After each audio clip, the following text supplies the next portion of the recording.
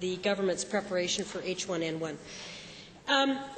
This is of great interest to me because, as some members of the House may know, I spent the greater part of September going out and making presentations on the work that I've done as their member to all of the seniors' residences and activity centres in my constituency. And of course, one of the things that I made sure to talk about, or I actually did up a special brochure, was preparation for H1N1. And I was primarily concentrating on the fact that in Alberta we have not had a major crisis in memory.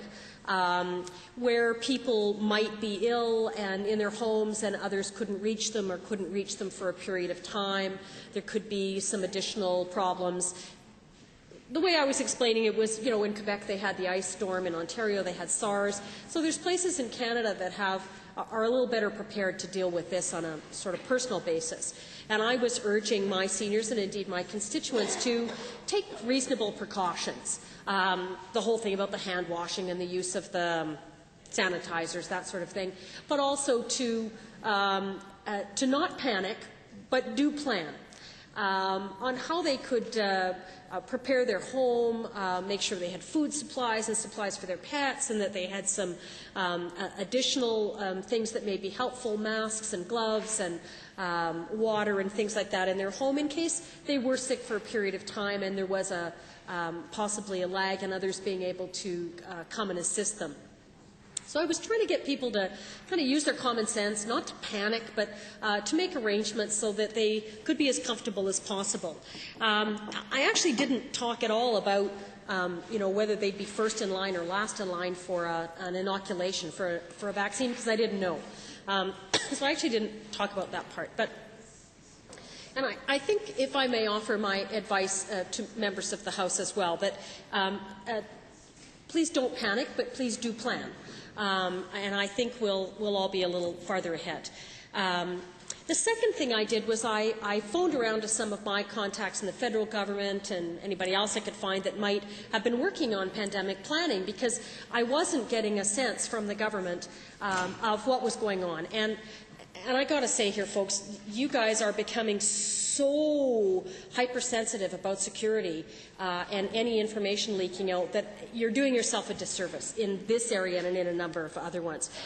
So I couldn't readily get a good feel for where the government was in its pandemic planning, so I asked around.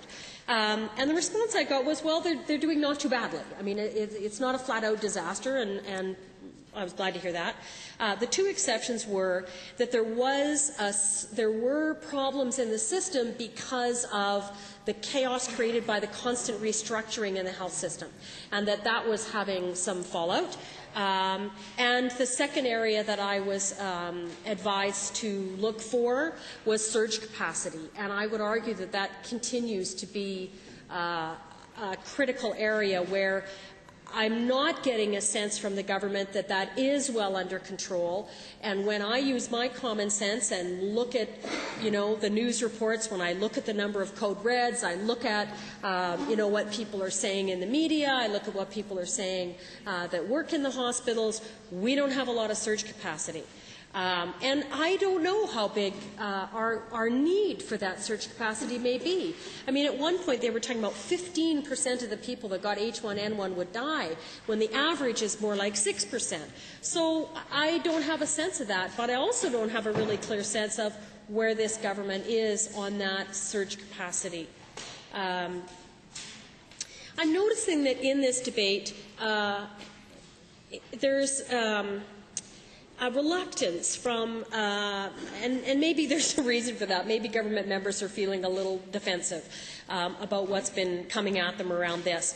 But to be fair, I don't think that reflecting on what people have said to us, it should be taken as a personal attack by members of the government. But it is reflective of how the public is feeling, or at least how certain people in the public are feeling. So I asked, when this debate started, I went out and phoned my office and said, please bring over a couple of the emails that we've received that we can verify are from constituents of Edmonton-Centre. because I still get ones from across Alberta, and I'm sure you'd like to deal with your own people, and I'm happy to send those back to you.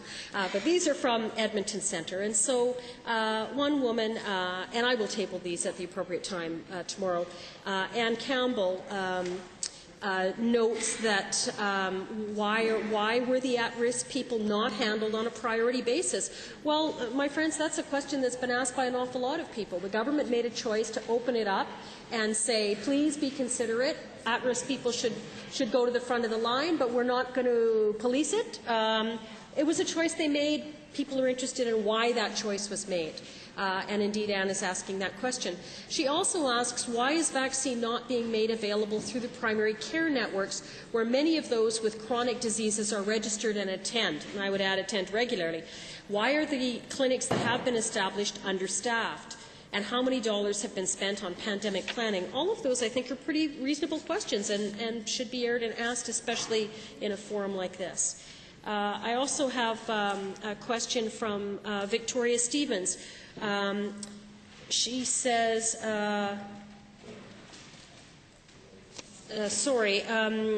there's a sheer terror. People, sheer terror that the media and our government have been feeding them.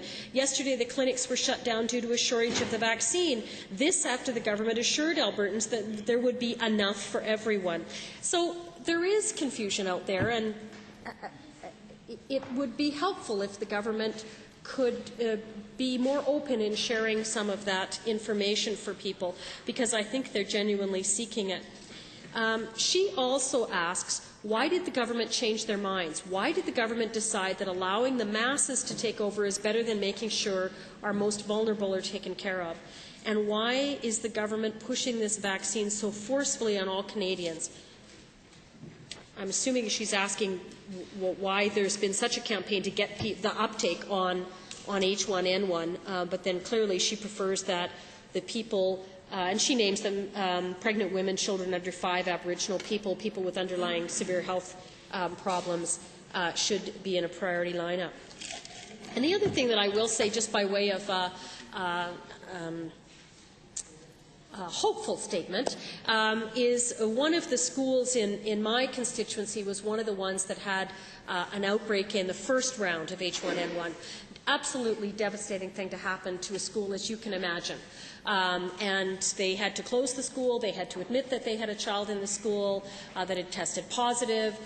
They had to clean the school. If you can imagine, if they said to us here today, sorry, but if there's H1N1 in this building, everybody get out your rubber gloves. Here's the bleach wipes. Go to her. Scrub down the walls, every door, every telephone, every armrest on every chair. That's what that staff had to go through at that school.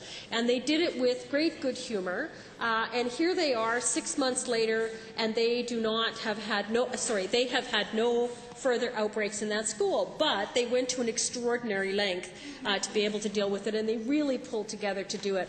And that school is Grandin School, and I am so proud of that school. It's a small school, but boy, do they have spirit. And they're led by a fabulous principal, Rennie, and he and his staff really did a marvelous job with that. So there is life after H1N1, as they well show to us, and by pulling together, they got through all of that. The last thing I want to mention and to recognize is, in fact, the work that has been done by many of the frontline workers. Again, as part of coming into session, I had gone out and met with a number of the not-for-profit groups that work in Edmonton-Centre. And as you know, we have a lot of them because there's a lot of service provision through that sector, delivering either contracted work for the government or charitable work. So, you know, all the shelters are in downtown Edmonton, in my riding, a lot of the missions and the church groups that offer support, and the soup kitchens and groups like that, but also organizations like the Boyle Street Co-op. And they were certainly watching this and waiting and planning, and they were worried, and they were looking for information at the same time. But of course they're going to do a good job. They're looking after people who are extremely vulnerable, and the staff there know it. And again, they were trying to get out ahead of this and get as much information as they could ahead of this so they could prepare as much as possible for the staff, the